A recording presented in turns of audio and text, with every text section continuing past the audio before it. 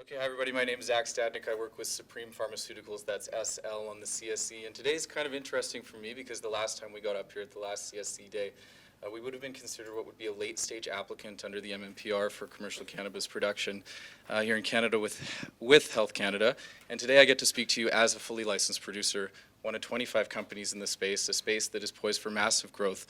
And in addition, I think that our company itself is poised for that very same growth. So from an operational perspective, we operate a 7-acre hybrid greenhouse. It's the first in the world of its kind in that we've embodied the efficiencies of a greenhouse, but also the standardization of an indoor warehouse grow. So we get the best of both worlds. We're in a way like Saudi crude oil for marijuana. We get a high grade and a low cost product, which is fantastic from a business perspective. That's great.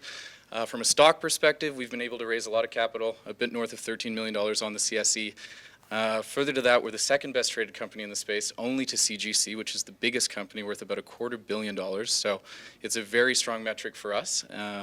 To further that, I think that we're starting to see a lot of investment into this space because of the upcoming catalysts. And for us as a company, number one, that's getting our sales license later this year, which will give us the ability to generate revenue, signing wholesale contracts which give us guaranteed revenue, the legalization, which is now going to be introduced in early 2017, which is fantastic, and then hopefully the retraction of the MMAR, or at least its supply, which is anticipated this summer. So what that's done is drawn a lot of investment to the space.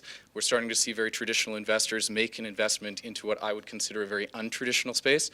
And in that way, people are kind of making their bets on their ponies now. And when you're looking at those ponies, I urge you to look at Supreme for two reasons. One, from an investment perspective, and two, from an educational perspective, because this is largely an uncharted territory, and we are just as much proponents of the space as we are a corporation delivering value for our shareholders.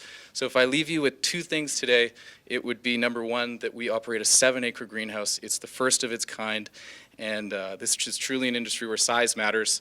And lastly, if you look at the junior space, you should be looking at cannabis, and I think Supreme is a fantastic entry-level company to look at it for.